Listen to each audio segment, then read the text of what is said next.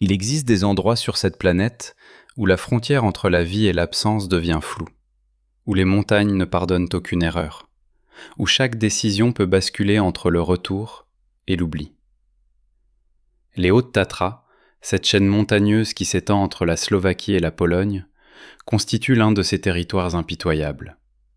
C'est un massif compact, où les sommets dépassent les 2500 mètres d'altitude, où les crêtes rocheuses se dressent comme des lames acérées contre le ciel, où les vallées profondes accumulent l'ombre et le froid, bien avant que le soleil ne décide de se coucher.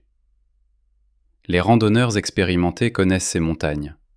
Ils savent que la météo peut changer en 15 minutes, que le brouillard peut vous avaler sans avertissement, que les sentiers balisés deviennent invisibles sous la neige fraîche, que les températures peuvent chuter de 20 degrés entre midi et la tombée de la nuit. Les guides locaux répètent toujours la même chose aux touristes. Les Tatras ne tolèrent pas l'improvisation. Elles ne laissent pas de seconde chance. C'était le mois d'octobre 2022. L'automne tardif avait commencé à recouvrir les sommets d'une fine pellicule de neige, les journées raccourcissaient rapidement, et les refuges de haute altitude commençaient à fermer pour l'hiver. Les forêts de pins et d'épicéas qui tapissent les versants inférieurs avaient pris ces teintes dorées et cuivrées typiques de la saison, et l'air portait cette odeur particulière de résine froide, de terre humide et de végétation en décomposition. C'est dans ce contexte qu'un père et son fils ont décidé de partir en randonnée. Tomáš Novák, 48 ans, ingénieur civil de Bratislava, et son fils Martin, 19 ans, étudiant en informatique. Les deux hommes entretenaient une relation particulière, construite autour de cette passion commune pour la montagne, ces escapades régulières qui leur permettaient de s'éloigner du bruit urbain. Tomáš avait initié son fils à la randonnée dès l'âge de 7 ans, et les Hautes Tatras restaient leur terrain de prédilection. Le vendredi 8 octobre 2022, vers 6 heures du matin, Tomáš et Martin ont quitté Bratislava au volant d'une Skoda Octavia gris métallisé. Ils avaient planifié une randonnée de 3 jours, avec 2 nuits en refuge, un itinéraire classique mais exigeant, qui devait les mener du village de Stary Smokovec jusqu'au lac Popradzkie Pleso, puis vers le col Sedlo pod Ostrovou, avant de redescendre par la vallée. C'était un parcours que Tomáš connaissait bien, qu'il avait déjà effectué 5 ou 6 fois. La météo annoncée semblait clémente, des températures entre 8 et 12 degrés, un ciel partiellement nuageux, pas de précipitations significatives prévues. Ils avaient préparé leur équipement avec soin. Sac à dos de 50 litres, sac de couchage, vêtements en couche, lampe frontale, téléphone chargé, carte topographique, boussole, vivres pour 4 jours. Tomáš avait également emporté son appareil photo Canon, car il aimait immortaliser ses moments avec son fils. Ils sont arrivés à Stary Smokovec vers 10h30. Le village était calme, presque désert. La saison touristique touchait à sa fin. Ils ont pris la direction du sentier qui monte vers le lac Popradzkie Pleso. Le départ s'est effectué vers 11h15. La température était agréable, autour de 10 degrés, le ciel partiellement couvert avec des éclaircies. Les premiers kilomètres traversent une forêt dense d'épicéas, un sentier bien entretenu qui grimpe en lacets réguliers. Tomáš et Martin marchaient à un rythme soutenu mais confortable, discutant de tout et de rien, de l'université, du travail, de cette impression commune qu'ils avaient besoin de ces moments pour se retrouver vraiment. Vers 13h30, ils ont atteint le refuge de Popradzkie Pleso, situé à 1494 mètres d'altitude. Le lac était d'un bleu profond et froid. Ses eaux parfaitement immobiles reflétaient les sommets environnants, déjà saupoudrés de neige fraîche. Le refuge était encore ouvert, mais le gérant leur a précisé qu'il fermerait dans une semaine. Il n'y avait que 3 autres randonneurs présents. Tomáš et Martin ont déjeuné sur la terrasse, profitant du paysage, prenant des photos. Le gérant leur a donné des informations sur l'état des sentiers plus hauts, conseillant de faire attention au col Sedlo pod Ostrovou, où il y avait déjà de la neige accumulée côté nord. Tomasz a remercié, mais n'avait pas emporté de crampons. Vers 14h45, ils ont repris la marche. Le sentier devient plus raide après le refuge. Ils quittent progressivement la forêt pour entrer dans la zone alpine, là où les arbres se raréfient, où les blocs rocheux dominent, où le vent souffle plus fort et plus froid. La montée vers le col représente environ 2h30 de marche, avec un dénivelé de près de 400 mètres sur moins de 3 km. C'est une section technique, avec des passages équipés de chaînes métalliques, des dalles rocheuses exposées. Tomasz et Martin progressaient avec prudence, mais sans difficulté. La météo restait stable. Vers 16h30, ils ont atteint une petite épaule rocheuse, à environ 2000 mètres d'altitude, juste en dessous du col. Ils ont fait une pause. Martin a sorti son téléphone pour prendre des photos. La couverture réseau était intermittente, mais présente. Il a envoyé un message rapide à sa mère Elena. « Tout va bien. On est presque au col. Magnifique journée. On vous embrasse. » Ce message a été envoyé à 16h37. C'était la dernière communication vérifiable. Vers 17h, selon les reconstitutions ultérieures, Tomasz Martin aurait dû atteindre le col à 2180 mètres d'altitude. De là, le sentier redescend vers la vallée où se trouve le refuge Teriochata, où ils avaient prévu de passer leur première nuit. La descente représente encore 2 heures de marche. En conditions normales, ils auraient dû arriver vers 19h, juste avant la tombée de la nuit. Mais ils ne sont jamais arrivés. Le gérant du refuge n'a enregistré aucun randonneur du nom de Novak cette nuit-là. À Bratislava, Elena Novakova a commencé à s'inquiéter le samedi soir. Elle n'avait reçu aucune nouvelle depuis le message de 16h37. Elle a essayé d'appeler à plusieurs reprises, mais les téléphones sonnaient dans le vide. Le dimanche matin, toujours sans nouvelles, elle a contacté le service de secours en montagne slovaque vers 9h. L'opérateur a pris sa déclaration avec sérieux, enregistrant officiellement la disparition. À 10h30, une première équipe de 2 secouristes est partie pour effectuer un repérage sur l'itinéraire prévu. Les secouristes ont rapidement atteint le refuge de Popradskie Pleso, où le gérant a confirmé avoir vu les 2 hommes la veille, qu'ils semblaient en forme, bien équipés, et qu'ils étaient repartis vers 14h45. Les secouristes ont poursuivi vers le col. Le temps s'était dégradé dans la nuit, apportant des chutes de neige légères mais continues au-dessus de 1800 mètres. La couche fraîche ne dépassait pas 7 cm, mais elle recouvrait les rochers, les sentiers, masquant les éventuelles traces. Ils ont atteint le col vers 13h30. La visibilité était réduite. Le brouillard limitait la vue à 50 mètres. Ils ont crié les noms, scruté les environs. Rien. Aucun signe. Aucune trace visible. Rien. Ils ont fouillé pendant 2 heures, inspectant les zones où un randonneur aurait pu glisser. Toujours rien. Vers 16h, ils ont redescendu pour organiser une opération plus importante. Le lundi matin, dès l'aube, une opération de grande envergure a été lancée. 47 personnes mobilisées. Secouristes professionnels, guides volontaires, maîtres chiens avec 3 chiens de recherche et un hélicoptère de la police équipé d'une caméra thermique. Les équipes ont été réparties en 6 groupes, couvrant chaque zone de l'itinéraire présumé. L'hélicoptère a survolé l'ensemble pendant près de 4 heures, balayant les pentes avec la caméra thermique, cherchant la signature d'un corps humain. 3 anomalies thermiques ont été détectées. 2 chamois, un rocher exposé au soleil. Aucune trace de Tomasz et Martin. Les recherches se sont poursuivies toute la semaine. Le mercredi, 120 personnes étaient mobilisées, incluant des renforts de Pologne et de République tchèque. Des drones ont survolé chaque mètre carré, capturant des milliers d'images analysées à la recherche du moindre indice. Des détecteurs de signaux ont tenté de capter l'émission des téléphones portables. Rien n'a été trouvé. Le vendredi, une semaine après la disparition, les recherches actives ont été suspendues. Le responsable des opérations, Jan Simko, vétéran du secours avec 32 ans d'expérience, a donné une conférence de presse. Il a expliqué que, malgré des moyens considérables, malgré l'implication de plus de 200 personnes, aucune trace n'avait été retrouvée.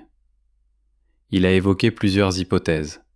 Une chute dans une faille rocheuse profonde, un ensevelissement sous une petite avalanche, une désorientation suivie d'hypothermie dans une zone éloignée. Les recherches passaient en mode passif. Les randonneurs seraient alertés, des affichettes placées dans tous les refuges. Elena Novakova était présente lors de cette conférence. Elle était accompagnée de sa fille Zuzana, 23 ans. Elena a remercié toutes les équipes, mais a exprimé son incompréhension face à cette absence totale d'indices. Comment 2 personnes pouvaient-elles disparaître complètement sans laisser la moindre trace sur un sentier balisé? Sa voix s'est brisée à plusieurs reprises. Zuzana pleurait en silence. Les semaines ont passé, puis les mois. L'hiver est arrivé, recouvrant les Tatras d'un manteau de neige, atteignant par endroits 4 mètres. Les sentiers sont devenus impraticables, les refuges ont fermé. Elena et Zuzana ont continué à espérer, contre toute logique. Elena a créé une page Facebook dédiée à la recherche. Elle a publié des centaines de messages. Elle a contacté des médiums qui lui ont donné des coordonnées GPS précises. Elena a transmis toutes ces informations au service de secours qui a vérifié certains endroits par respect. Rien n'a été trouvé. Le printemps 2023 est arrivé. La neige a fondu. Les sentiers ont réouvert. Le service de secours a effectué plusieurs survols en hélicoptère, scrutant les pentes. Les guides ont été vigilants, mais l'été est passé sans découverte. Puis l'automne à nouveau. 1 an s'était écoulé. Mais ce que personne n'aurait pu anticiper, c'est ce qui s'est produit le dimanche 15 octobre 2023, 1 an et 1 semaine exactement après la disparition. Un randonneur allemand, Klaus Müller, 54 ans, effectuait une randonnée dans le secteur du lac Stripske-Pleso, situé à environ 8 km du col, dans une vallée complètement différente.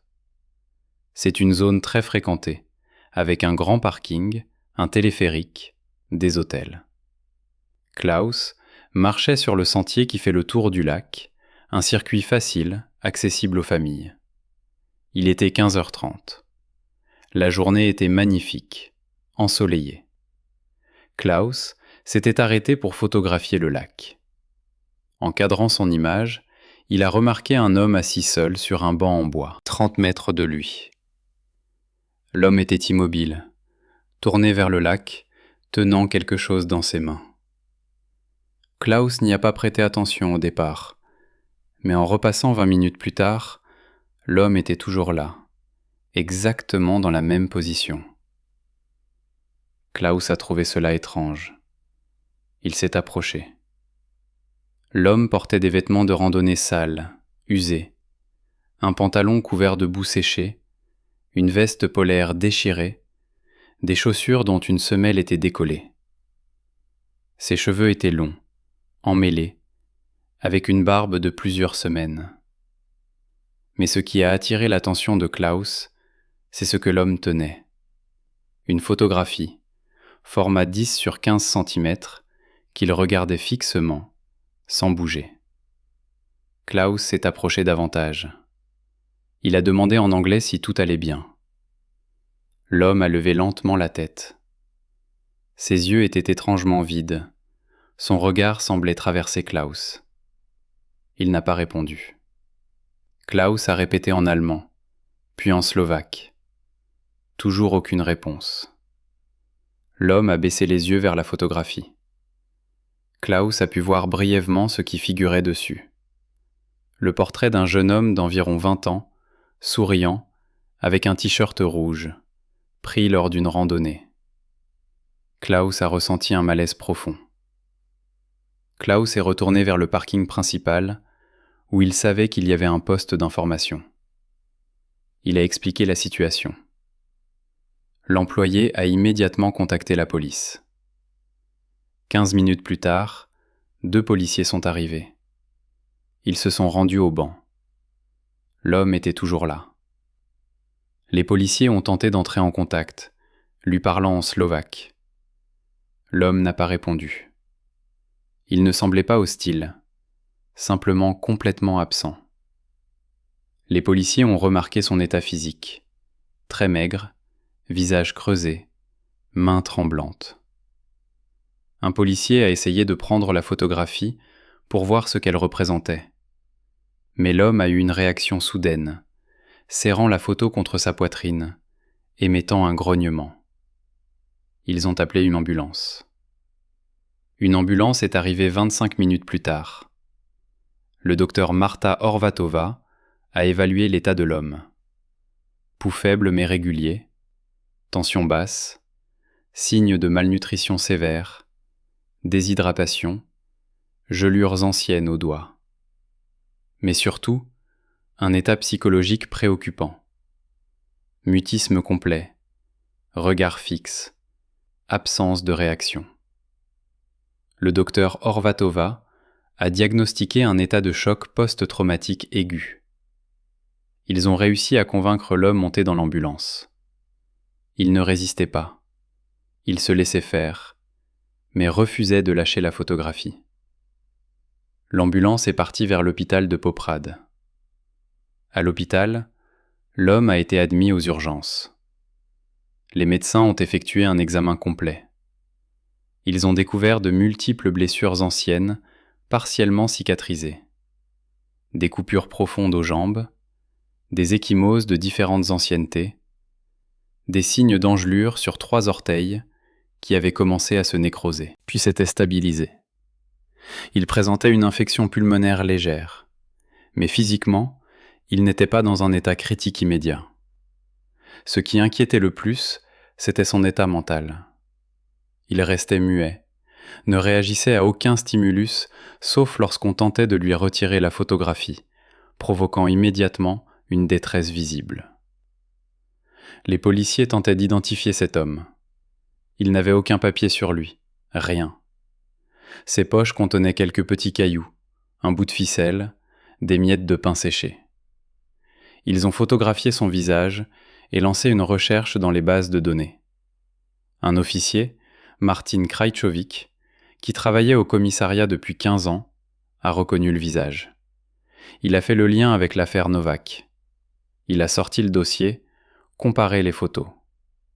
Aucun doute possible, malgré la barbe, la maigreur extrême, le regard éteint. Cet homme était Tomáš Novák, 48 ans, disparu depuis 1 an. L'information a créé une onde de choc. Martin Krajčović a contacté Jan Šimko, qui a refusé d'y croire. Comment un homme pouvait-il survivre 1 an entier dans les montagnes, en plein hiver, sans équipement, sans nourriture?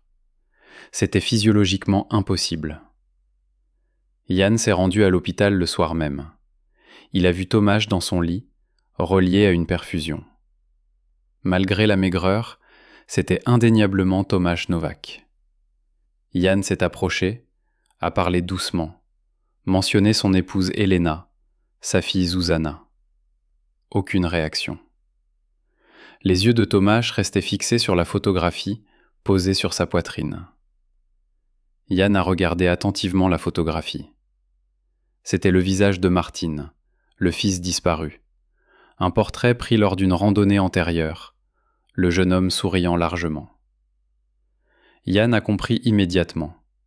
Si Tomáš tenait cette photo avec une telle intensité, c'est que Martin n'était pas avec lui. C'est que quelque chose de terrible était arrivé. La question qui a émergé, où est Martin? Elena Nováková a été contactée dans la nuit. C'était le commissaire Łukasz Berger vers 23h. Il lui a annoncé avec précaution « Madame Nováková, nous avons retrouvé votre mari. Il est vivant. Il est à l'hôpital de Poprad. » Elena a ressenti un choc si violent qu'elle a dû s'asseoir, vivant, après 1 an. Elle a immédiatement demandé « Et Martine ?» Le silence du commissaire a duré 3 secondes. « Votre mari est seul. Il ne parle pas. Nous ne savons pas ce qui s'est passé. » Elena a éclaté en sanglots. Zuzana a pris le téléphone, obtenu les détails. Elles sont parties immédiatement, roulant toute la nuit, arrivant à Poprad vers 4 heures du matin. Elena est entrée dans la chambre de Tomáš. Elle a vu son mari, cet homme qu'elle connaissait depuis 26 ans. Mais l'homme dans ce lit ressemblait à un étranger. Ce n'était pas seulement la maigreur, c'était quelque chose dans les yeux, quelque chose qui avait été brisé. Elena a pris la main de Tomáš, cette main froide et osseuse. Elle a parlé doucement. « Tomáš, c'est moi, Elena. Je suis là. Tu es en sécurité maintenant. » Tomáš n'a pas réagi. Ses yeux restaient fixés sur la photographie de Martin. Elena a suivi son regard. Elle a vu la photo et elle a compris. Elle a senti ses jambes se dérober. Elle a pleuré pendant presque 1 heure, tenant la main de son mari qui ne la reconnaissait pas. Une équipe médicale spécialisée a pris en charge Tomáš. Un psychiatre, le docteur Igor Novotny, a effectué plusieurs évaluations. Son diagnostic était clair. Tomáš souffrait d'un mutisme post-traumatique associé à un syndrome de stress post-traumatique complexe. Ce type de mutisme survient après un événement traumatique extrêmement violent que le psychisme ne peut pas intégrer. La personne se retire complètement du langage. Le docteur Novotny a expliqué qu'il faudrait des semaines, peut-être des mois de thérapie intensive pour que Tomáš puisse commencer à communiquer à nouveau. Parallèlement, le service de secours a immédiatement lancé une nouvelle opération de recherche, cette fois concentrée sur la découverte du corps de Martin. L'hypothèse était claire. Martin était mort, probablement dans les premiers jours, et Tomáš avait dû survivre seul pendant 1 an. Mais où était le corps ? Jan Šimko a organisé une réunion de crise. Ils ont repris toutes les données. Si Tomáš avait été retrouvé près du lac Štrbské Pleso, à 8 km du col, cela signifiait qu'il avait parcouru cette distance. Mais quand ? Et comment ? Les équipes sont retournées sur le terrain, concentrant leurs recherches sur un rayon de 5 km autour du col, cherchant un corps. Le 3e jour, le mercredi 18 octobre, un chien nommé Rex a marqué un arrêt soudain dans une zone rocheuse escarpée, à 300 mètres en contrebas du col. Le chien aboyait, grattait le sol. Son maître Pavel Horak a signalé la détection. L'équipe a commencé à dégager les rochers. Et là, coincés dans une fissure entre 2 blocs granitiques, ils ont trouvé quelque chose. C'était un sac à dos. Un sac de randonnée orange et noir. Pavel l'a sorti délicatement. Le sac était endommagé, une bretelle déchirée, mais reconnaissable. À l'intérieur, protégé par un sac plastique, ils ont trouvé des documents. Une carte d'identité au nom de Martin Novák, un permis de conduire, une carte bancaire, un portefeuille. Il y avait aussi un téléphone complètement déchargé, écran fissuré. Mais ce qui a glacé le sang de Pavel, c'est ce qu'ils ont trouvé dans une poche latérale. Un carnet de notes, petit carnet à spirale avec couverture bleue, légèrement humide, mais lisible. Pavel l'a ouvert avec précaution. Les premières pages contenaient des notes de cours, des équations, des schémas informatiques. Puis, vers le milieu, l'écriture changeait. Elle devenait moins soignée, plus pressée. Et là, ils ont découvert ce qui ressemblait à des entrées de journal. La première datée était du samedi 9 octobre. Le texte disait « Nous sommes bloqués. Papa s'est tordu la cheville hier soir, juste après le col. On a essayé de descendre, mais c'est impossible, il ne peut plus marcher. On est dans une cuvette rocheuse, à l'abri du vent. Il fait froid. On va attendre, et demain j'essaierai de descendre chercher de l'aide. » Les entrées suivantes étaient plus courtes. Dimanche 10 octobre. Papa va mal. La cheville est très gonflée, peut-être cassée. J'ai essayé de descendre ce matin, mais le brouillard est trop épais, impossible de s'orienter. J'ai dû revenir. On rationne la nourriture. Lundi, 11 octobre. Toujours du brouillard. Papa a de la fièvre. Nos téléphones sont morts. Personne ne sait où on est. Mardi, 12 octobre. Il a neigé cette nuit. Papa délire. J'ai faim. Je vais essayer encore demain. Mercredi, 13 octobre. J'ai essayé. Je me suis perdu. J'ai failli tomber. Je suis revenu. Papa ne parle presque plus. Jeudi, 14 octobre. Papa dort tout le temps. Je crois qu'il va mourir. Je ne sais pas quoi faire. J'ai si peur. Les entrées s'arrêtaient là. Pavel a fermé le carnet, ses mains tremblaient. Il a compris ce qui s'était probablement passé. Martin avait tenu ce journal pendant les premiers jours, puis quelque chose était arrivé.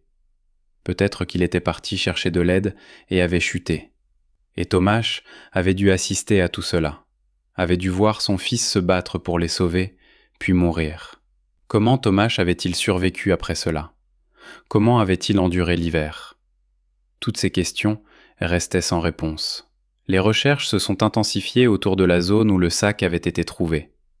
Le samedi 21 octobre, 4 jours après la découverte du sac, un secouriste nommé Tomáš Štefan explorait une zone de blocs rocheux située à 150 mètres en contrebas. Il a remarqué quelque chose d'anormal. Entre deux rochers, une cavité, et à l'intérieur, partiellement recouvert par des feuilles mortes, il a aperçu un tissu. C'était une veste rouge. Tomáš Štefan s'est approché avec précaution, a écarté les feuilles, et il a vu ce qui le redoutait. C'était un corps humain, ou ce qu'il en restait. Le corps était dans un état de décomposition avancée, normal après plus d'1 an. Mais suffisamment d'éléments subsistaient pour permettre une identification. La veste rouge correspondait à celle de Martin. Les vêtements, les chaussures, tout correspondait. Le corps était en position semi-fétale. Les os des jambes présentaient des fractures visibles, probablement causées par une chute. L'équipe médico-légale a été appelée. L'identification visuelle et vestimentaire ne laissait aucun doute. C'était Martine Novák. Elena a été informée par téléphone. Elle était à l'hôpital, au chevet de Tomáš quand le commissaire Berger l'a appelée. Elle savait déjà, au fond d'elle-même. Mais l'entendre confirmer, entendre les mots « Nous avons retrouvé le corps de votre fils » a provoqué une douleur indescriptible. Elle s'est effondrée. Zuzana a pris le téléphone, obtenu les détails, puis les 2 femmes se sont étreintes, pleurant ensemble. Tomáš, dans son lit, n'a montré aucune réaction quand Elena a tenté de lui annoncer que Martine avait été retrouvée. Elle lui a parlé doucement, entre 2 sanglots, mais Tomáš continuait de fixer la photographie. Le docteur Novotny a expliqué que Tomáš était dans un état dissociatif profond, que son esprit s'était replié pour se protéger d'une réalité trop douloureuse. Il savait que Martine était mort. Il l'avait probablement vue mourir. Et cette connaissance était tellement insupportable que son psychisme avait choisi le silence. L'autopsie de Martine a établi que la cause du décès était une combinaison de traumatismes multiples et d'hypothermie sévère. Martine présentait des fractures aux 2 jambes, probablement causées par une chute de 10 à 15 mètres. Ces fractures l'avaient immobilisée complètement. Dans les conditions de froid, l'hypothermie s'était installée progressivement. La mort était survenue entre 3 et 6 jours après les fractures, correspondant aux dernières entrées du journal.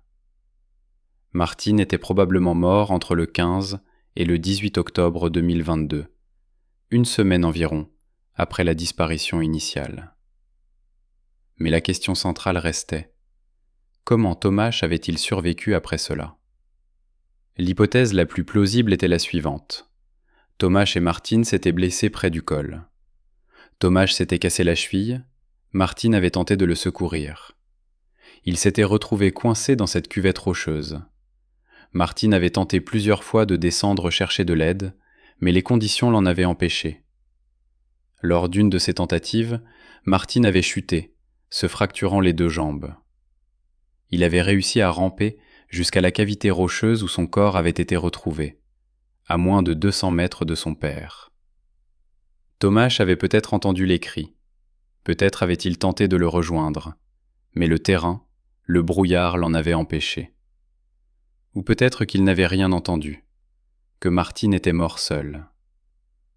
Tomáš avait dû prendre la décision de descendre seul. Avec une cheville blessée, dans un état de choc profond, il avait erré pendant des jours, des semaines, dans les montagnes. Les spécialistes en survie ont expliqué que les Tatras offrent quelques ressources. Baies sauvages, champignons, racines, plantes comestibles. Il y a aussi les refuges abandonnés pour l'hiver, où des restes de nourriture oubliés peuvent subsister, laissés par d'autres randonneurs avant la fermeture hivernale. Tomáš avait peut-être trouvé refuge dans ces bâtiments vides, dormi à même le sol, à l'abri du vent, rationné chaque bouchée, chaque gorgée d'eau. Il avançait sans destination claire, suivant des sentiers qu'il reconnaissait à peine, descendant parfois trop bas, remontant sans comprendre pourquoi, guidé uniquement par une nécessité primitive, continuer à bouger, continuer à respirer. Avec le temps, le froid, la faim et la fatigue ont commencé à altérer sa perception. Les journées se confondaient. Les nuits devenaient plus longues que les jours. Son corps fonctionnait par automatisme, tandis que son esprit se repliait lentement sur lui-même. La douleur de sa cheville s'est transformée en une gêne sourde, puis en une partie de lui qu'il cessait presque de ressentir. La perte de Martin, elle, restait intacte, omniprésente, impossible à formuler. La photographie récupérée dans le sac de son fils est devenue son seul repère, le seul lien concret avec ce qui avait existé avant. Lorsque le printemps est revenu dans les Tatras, Tomáš était déjà méconnaissable. Amaigri, sale, vêtu de couches de vêtements usés et récupérés ici et là, il évitait instinctivement les zones fréquentées. Il se nourrissait de ce qu'il trouvait, dormait dans les abris de fortune, parfois dans des cavités naturelles, parfois sous des avant-toits de refuges encore fermés. Il ne cherchait pas réellement à rejoindre quelqu'un. Il survivait, jour après jour, sans projet, sans attente. Ce n'est que plusieurs mois plus tard, à l'automne suivant, qu'il est réapparu aux yeux du monde, assis sur ce banc face au lac Štrbské Plezzo, tenant la photographie de Martin comme on tient une preuve fragile de sa propre existence. Il n'appelait pas à l'aide, il n'expliquait rien.